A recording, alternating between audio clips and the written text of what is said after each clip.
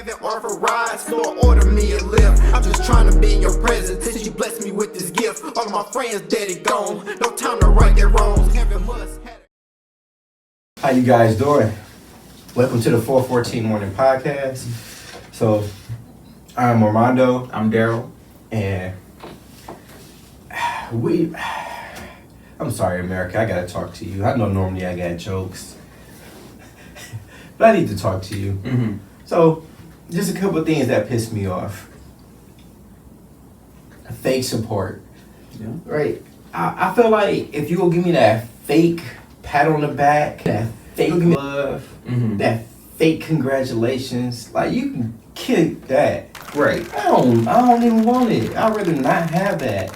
Right? If you go remind me of all the stuff that you've done for me and how you helped me along the way and all this stuff, I don't need that. Nope, I'd rather just struggle. Right? And I just hate where people say that they for you, but you know they really against you. Mm-hmm. You know, they just waiting for you to fail. Yeah.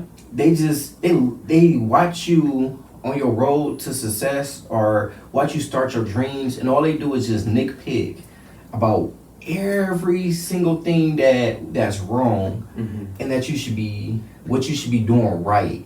Right. Like if it was that easy, nigga, you should have done it. Yeah. That's the thing that I already don't like, like a backseat driver. But someone who is like telling you, like what, like you said, what you should be doing or you should do it this way, and they themselves aren't doing it, it's just something so bothersome about it. Yeah, cause it's like if it was that easy, if it sounds that great, Mm-hmm. then maybe you should have done this. Yeah. Right, so don't wait till I start something to start saying, oh man, I would have done this better. Oh man, you should start doing this. Mm-hmm. Oh, maybe you should start doing it yourself then. Right. Like, the funny thing about it is, strangers seem like they will help you more than people that's actually say that they in your corner, Mm-hmm. more than friends. And I'm not saying that everybody that's in your corner are bad. You got some people that's actually there from you from the beginning to Mm-hmm. the end and stuff. So this ain't for you. Right. This is just for them people that you've known all your life, Mm-hmm. that you chit chat and that you talk to every single day. Yeah. But when it comes to support, they know where to be found. Mm-hmm. Which to me is just, I don't know, it's bothersome to me. Yeah. I don't know. That just, it pisses me off. Yeah, I mean, because, like, the thing is, I feel like what happens is when people start seeing that, like, you reach, like, a certain level, it doesn't have to be success, but if you're doing something that they aren't doing themselves, then they take, like, their insecurities out on you. Yeah. Well, you should be doing this, or, like, they ain't gonna last long, like, I couldn't do it, so Yeah. you can't do it either. Yeah. We are not the same. Yeah. And I feel like it, even with, we've been doing this consistently for what, like 2 months or so now. Yeah. And even for that, it's just, I feel like in certain little things is, why do y'all like record so often? Why do y'all do this? How come like y'all doing this? Like you should do this, you should do that. And what it comes down to is like, all right, that's great that you feel that way. However, this was something that you also wanted to do and you ain't doing it. Yeah. So you nitpicking and critiquing like, well, how come y'all ain't like doing this? But we are doing our best right now. Yeah. There's like in order for you to, people always talk about the glow up, but they don't see like the lead up to that. Yeah. Like there's things that happen before like you reach that, or even when they try to compare you to like someone that is successful at doing this, they started somewhere too. Like everyone's not going to be a Kai Cenat, I Show Speed or whatever, like right off the bat. Who is? Yeah. And then one of the things that pisses me off too is just the fact that, like you said, people always want to compare you to somebody that's already successful. Mm-hmm. Nobody want to compare you to you. Right. Where it's just like, okay, 2 weeks ago, you only had 300 subscribers. Now you at 4,000. Yeah. Like nobody want to compare your success to your own success. They Mm-hmm. always want to compare your success to somebody that's doing better than you. That way, it's a way to put you down versus try to lift you up. And that's the only thing that pisses me off. Is just like people that's doing nothing. Yeah. Always want to talk about what you're not doing. Like we started a channel. We went out on the limb, not knowing how it was going to go. Right. And I would say, if I can rate our success, we've been pretty successful so far. Yeah. Like, haven't been doing this long.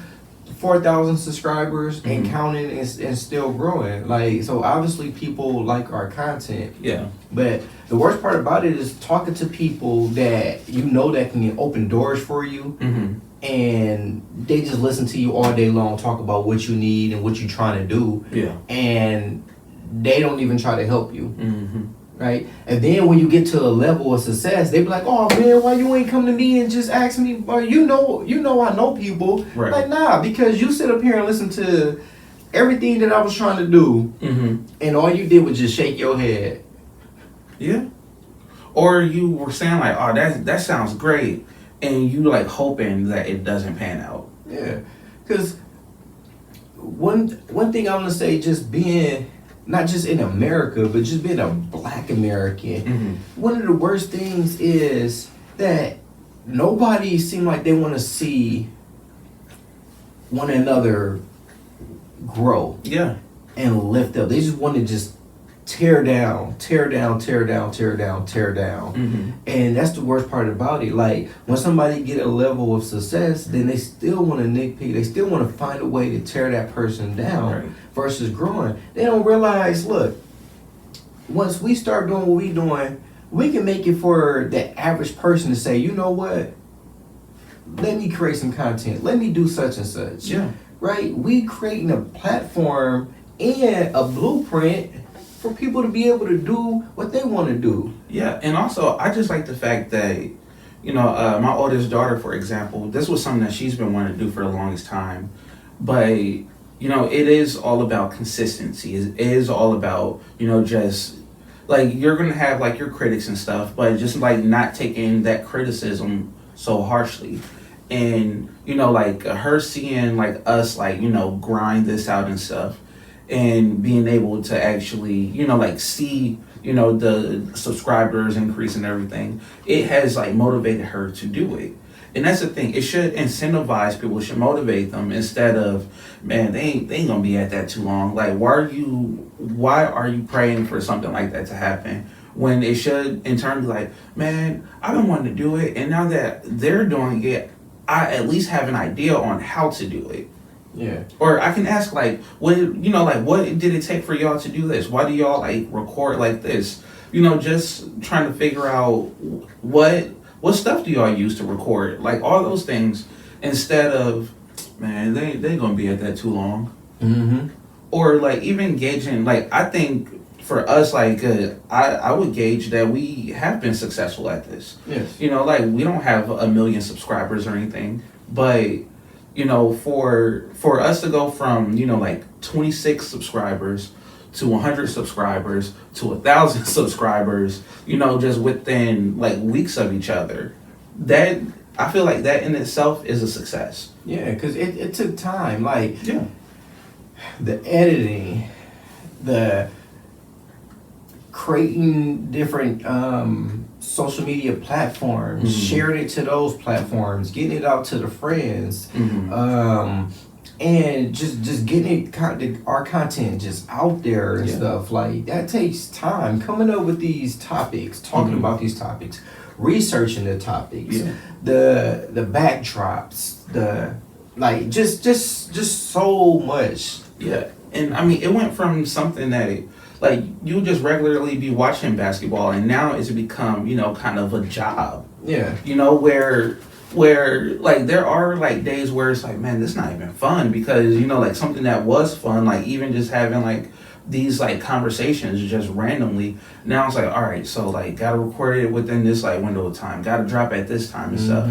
It's like for one, like all content creators, all people that, you know, like do social media and everything, like honestly, I have a newfound respect for them, because those that say that that is not a job, it's a job. Yeah, because it can get exhausting. You researching topics, you following trends, you following what's the latest buzz. Right. You doing your research on it. You coming up with your own topics. You pretty much inviting people into your personal life because you sharing stories about who you are and stuff like. None of that stuff is easy. Coming up with, like you said, the timeline, the subjects, the or even trying to get ahead of like news cycles, like hearing like a trade or something happen and trying to be like the first to it. Yeah, and then they don't realize the first people that kind of like you gotta sacrifice is kind of your family. Yeah. Because it's taking time away from them. So you gotta have a foundation in a support system that works. Because if you don't, then this can really, like you said, it can really feel like one of those jobs that you regret. Yeah. But if you got that support system around you, that friend base and that family base that care about what you do and understand why you're doing it, then it makes it great. Because we already got anxieties about wanting to start something because we always worried about who's going to say this, right? Who's going to pick out this, who's going to sit up there and have bad stuff to say. Yeah, what do y'all know about that? And just like you're opening yourself up for that criticism, especially on social media, especially as like the numbers continue to climb and stuff, because there's going to be a lot more people that you don't know that are responding to things. And how do you handle those things? Yeah, so one thing I would just say about anybody that's trying to start a dream, even if it's not even a podcast, you're going to have those naysayers. You're going to have those people that you thought were your friends to find out they're not really your friends. Yeah. Like, in your face, they smile. Behind your back, they just critique you just left and right.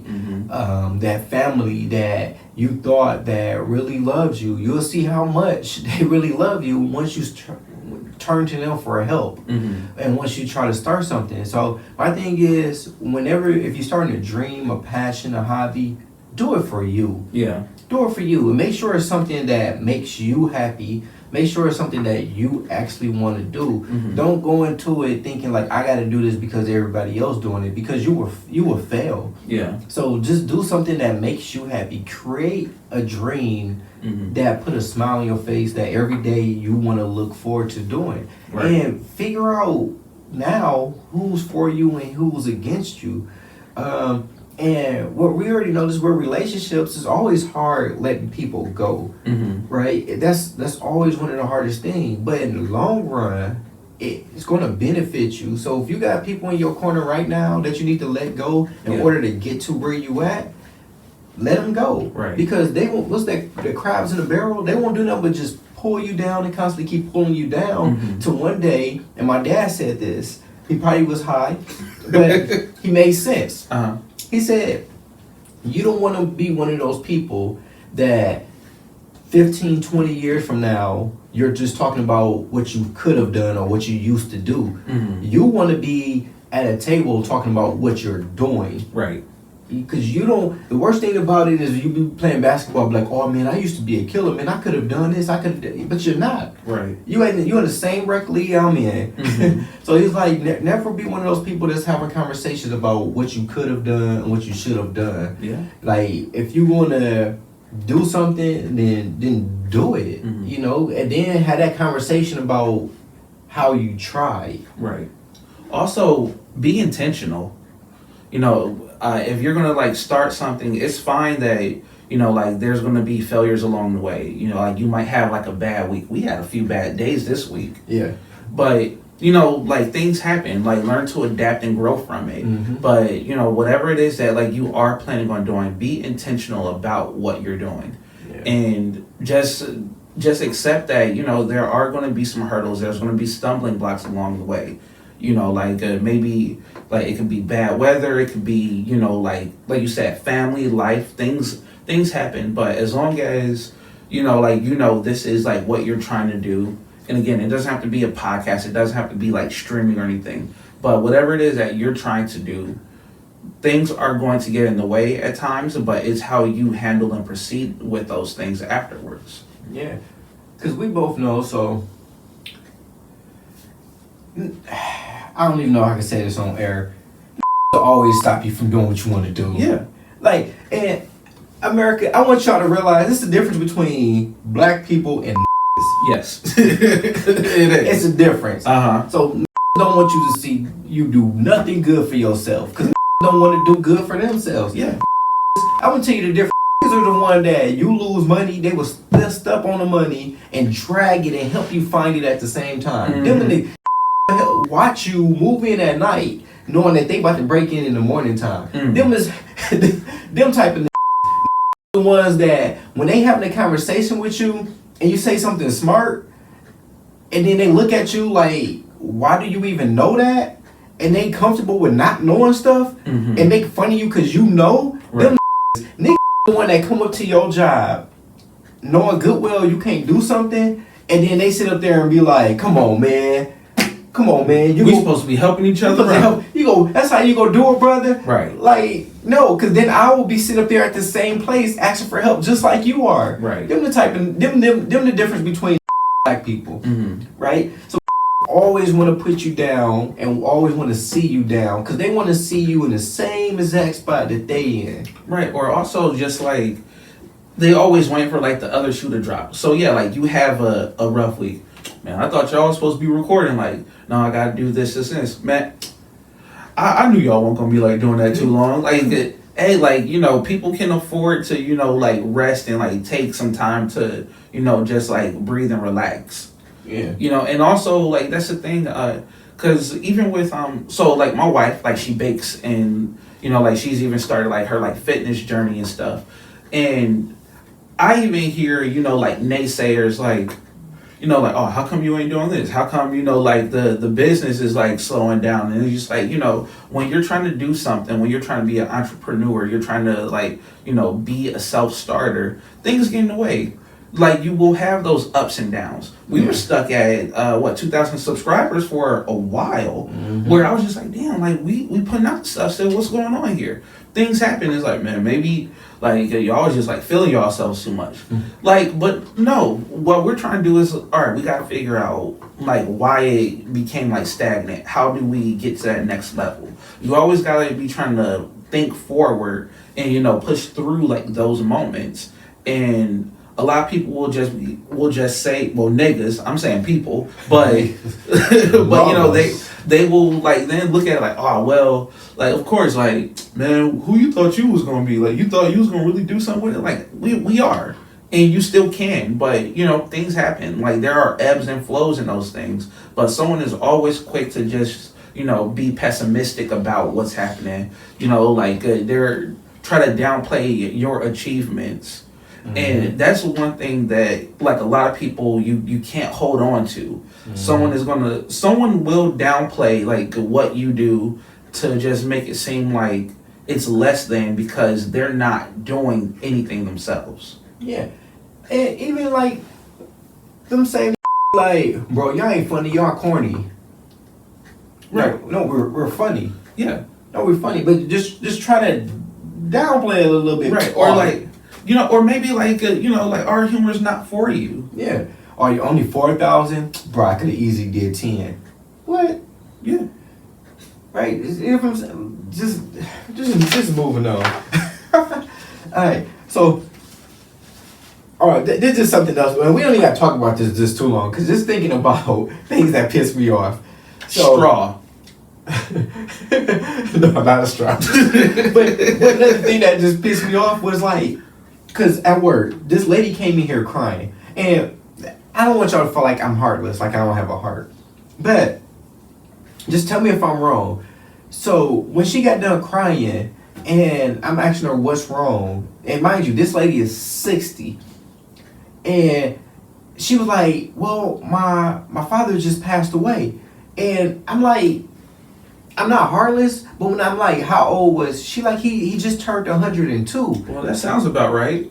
You And I'm like, he's lived enough to see you live like 3 cycles of life. Because biblically, by the time you get 60, you at that last cycle. But Yeah. well, okay, I don't want to talk about that. But basically, he saw you until you was 60 years old. He saw you become like from a kid to a teenager to a, you know, in your party years to an adult and a mature lady or To a woman. senior citizen. To a senior, exactly. So like, and I didn't mean to be heartless, but in my mind I'm thinking like, what are you crying for? Like he's 102. Right. Like and I promise you, I would have kicked her out. She would have said he's gone too soon. Cause I'm like, I hate when people say that gone too soon. No, he's gone too late. Right. Like God being ready for him. Like somebody took his spot. He probably in the waiting line when he went up to heaven right now. Oh man. He probably just stuck right in the middle. Cause like God been waiting for him for like 20 years now. Too late. We talk about don't even have a funeral because he's at the point where he's so old when he die he's gonna turn straight into Right. dust. He just Avengers Endgame Thanos smash. just straight dust. Like because don't bury that body. The worms don't want that. Right. That pre-used meat. He already cremated. Like Yes. It's straight ready. As soon as he die, he's gonna be just Right, just- right into the earth. like, Dad died. Like, go get the broom. Like, it's already. Too soon, no, too late. Mhm. When he gets to heaven, guys gonna forget who he is. Like you are who again? Right. Like too late. Like You ain't here already. yeah, I know you want to be strong and hold on, but should have let go a long time ago. Long time A ago. long time ago. Like dang, what are you fighting for? Mhm. Like what? Man. You walk around with machines all day, just Right. and when people just sit up there, every time you take a breath, people just looking at you, thinking that's your last. Like no, like who wants to live that life? Like Right. it's just too uncomfortable. Mhm. Like too soon. Like yeah, she pissed me off with that. I'm sorry. I'm sorry. I'm just thinking about it. I'm like, nah, that pissed me off too soon. This talks to this 100-year-old. Right. Like you realize that was like 1920 something. You realize that? The depression didn't even happen yet. His birth certificate is on the scroll. There were no credit scores. Like, talking about what? He was probably there helping naming animals. man. His birthday come after when you have his birthday it says AD. Too soon. Listen. Okay, so we go talk about Daryl's movie night. Cause Daryl had a movie night and we kind of shared some of the same experience, Mhm. just a little bit different. A couple days ago, Wednesday, it was hot. So I had suggested to my wife, like, you know, because we just moved, all the air conditioners haven't been like placed in yet. So I had suggested to her, like, we should go to the movies, you know, like get out of this heat, like go somewhere cool, just, you know, like relax. So we left it up to the kids to decide what movie they wanted to go see. So it was either How to Train Your Dragon or it was Lilo and Stitch. I was down for either one. So we left it up to the girls. One of them chose Lilo and Stitch. The other chose How to Train Your Dragon. So my wife, she was the tiebreaker. So we ended up going to go see Lilo and Stitch. For me, phenomenal movie. It was a great movie. Great movie for me too. Man. So the whole experience. The movies aren't meant for everybody. And when I say like not just like movies, but going to the movies is not for everybody. Okay. Because for one, it's 4 of us. Tickets $60. So not only that, my wife and I, like, we ended up getting some alcoholic beverages. For one, I mean, a lot of them are like named after, you know, like the movie that you're gonna see. So of course, I want to go get a Lilo and Stitch. I didn't, but I wanted, you know, like I wanted something. She wanted something. I think that was like another like 20 some odd dollars. Then we got food. And then we had to get a blanket because it was going to be cold in the theater. So probably. So, wait, first of all, I don't even mean to cut you off, Uh-huh. but every black family know to bring a blanket. Man, I wish we That's were. like one of the things like when you sneak in snacks, you bring a blanket. No, you just do that. And I wish at that point we were. So, But even at the snack, you know to bring that blanket though. You Man. know, you are. That's what it. Okay, man, I'm sorry. So roughly for 4 people, this entire like excursion just to get out of the heat ended up being damn near $300. see, you lost me right there already. I could have bought 3 air conditioners for that. Okay, you lost me right there. Cause for $300, we are only for watching the movie. Man. Like we buying a whole movie theater out, everything. It should have been that way. Yeah, for $300 in the beginning and at the end, I want to see my name in the credits. I want to see credit to Daryl, Drea. Like I want the whole family. We getting credit for $300. Yeah. Like I'm gonna be a part of. Like y'all better give me a small behind the scene roles in there. Right, Stitch should have been out there like high-fiving us, like, thanks for coming to the movie. Wobble wobble, whatever he be saying. For $300, nigga, I could have made a guest appearance. They could have had the 414 podcast in Lilo and Stitch for $300. Man, so we watched the movie. Again, like, if you watch the original Lilo and Stitch, that was already a good movie. I feel like they did a great job, like, as a live action. You know, like, Stitch looked great. Like, they kind of veered away from, like, the original story. But, hey, you know, like, art is interpreted. So, like, I thought it was fine. Like, but it was so many, like, great moments in the movie. For $300, that's a car payment. Okay, I'm sorry. So I'm watching the movie. I'm enjoying the movie. My daughter, she's like wasabi. I'm sitting there like, you know, I'm getting a little like choked up in some moments, you know. And she gonna like lean over to me, Daddy, can we go? Now for those that don't know, my daughter is autistic. My youngest daughter is autistic. She had her pill, but she had her pill. But she might have like it might have been slowing down, and her tism was flaring up at that point. Man. So she's just sitting there now. She's just like just doing so much. I'm like, bro, like you ain't hear that scene right there. It was a point in the movie where Stitch asked if he was bad. Lilo was like, "You're not bad. You just do bad things." And I'm like, "Yeah, nigga, you heard that? Like that's for you." And she's sitting there like, "You were damn about this movie?" For $300, Right. I want to see some tears, nigga. I paid for you to cry, Man. you ready to go for $300? I paid for all your attention. Right. So Like she tripping $300. Can we go? No, we staying here. Like we staying here. Like until you enjoy this movie. Exactly. We stay here. I want to see that little dude with the hat come out at the end and pick up all his popcorn for $300. Like we sitting and wipe down every seat for $300. We there when concessions closed. Right. So Like for $300, like you ready to go? Man, she tripping. So I leaned over to the other side, like my oldest daughter, like that girl, she just out like a light. My wife and I, like, we just watched the movie basically at this point, and it was that scene with Nani. So at the beginning of the movie, they said that like when Stitch hits the water, like his body density changes, so he gets heavy. So he tried to like grab that picture of like the family, right? Oh yeah, he went back for it. Yeah. So he gets the picture and he's just sinking like down to like the ocean floor. And Lilo, she's like telling like Nani, like, you gotta go get him. Like, we don't leave family behind. Ohana. Yep. And then she was about to leave him behind. Right. She thought about it, and then she ended up going back for him. Right. She couldn't like swim to the surface with him. Man. Hey, I ain't gonna lie. I was like you too. I was emotional too. Man. But then at that time my son went to go sit next to my daughter. So now it's just me and I would say my wife at this time. Like, so it's just me and her, right?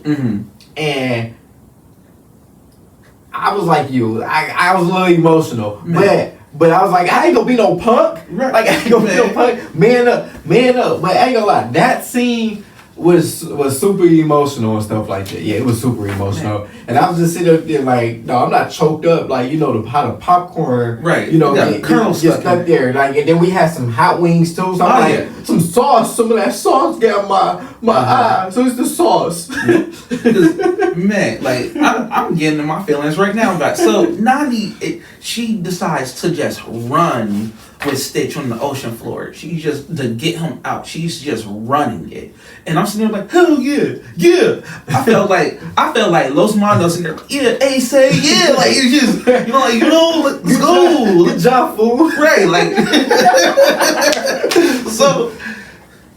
And again, like my daughter's just like, can we go? Man, you ain't seen this. I know. This is cinema right now. Exactly. Like I ain't gonna lie, like when she came out of the water with him, Man.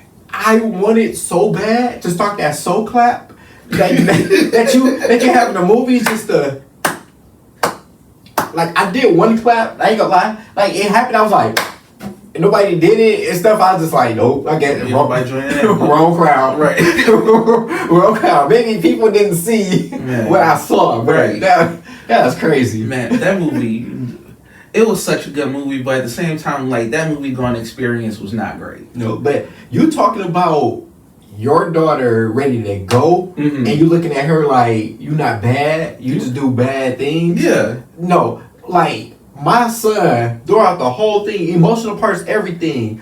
Like I try to tell him that, son, you not bad, but you just do bad things. Mhm. His mama like, shit.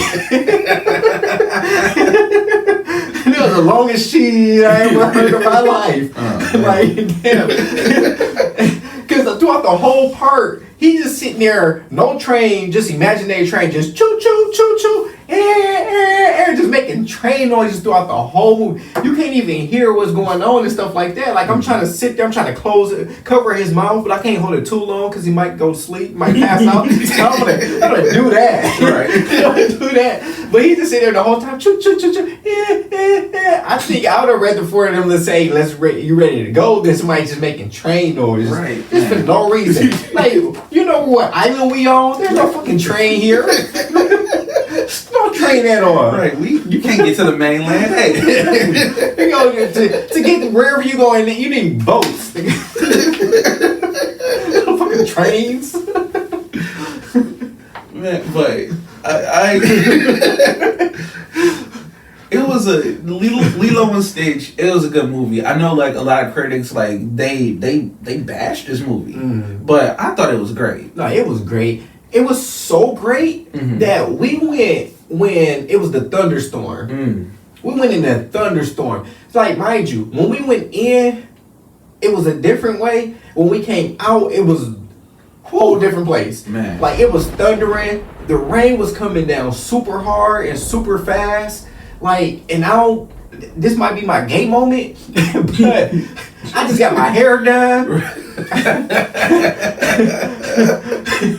So, you know, black people, they get their hair done.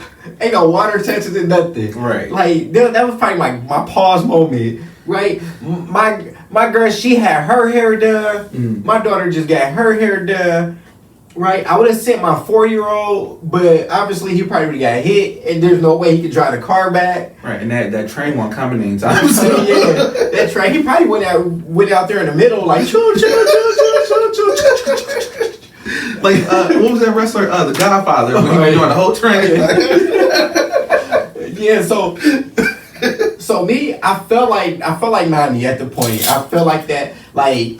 I was just like, you know what? I had my Stitch moment. Remember? I was like, you know what? For family. So I put my shirt over my head, and I felt like her when I was running through the water. Like it was crazy. But the worst part about it was I was pissed off like you were when your daughter went into you. Like, can we go? Because I'm like, I would just went through all this water. I'm soaking wet. I pull up and pick them up under the overhead. And they just got in the car regular. I was looking for congratulations, thank you, everything, a napkin. I felt like you when you got on the bus. I was like, "Nigga, give me my shit, man." Like, I wanted my approval. Right. I wanted that slow clap and everything. I felt like a hero at that moment. This for Ohana. Exactly. I wanted my moment. I was so disappointed. Oh man, I was so pissed off. I'm like, y'all ain't see what I had to go through? Right. Man, it's crazy. Yeah, but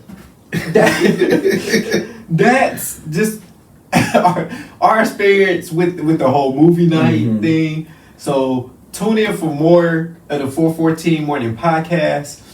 I want to personally thank you for subscribing Mhm. and being on this journey with us. Right. And just tune in more because we got a special edition that's coming up Yeah. later on this week. Yeah, we on the road to 5,000. Yep. So thank you again. I'm Armando. I'm Daryl. Thank you. If heaven offer rides, Lord, order me a lift. I'm just trying to be in your presence since you blessed me with this gift. All of my friends dead and gone, no time to right their wrongs. Heaven must have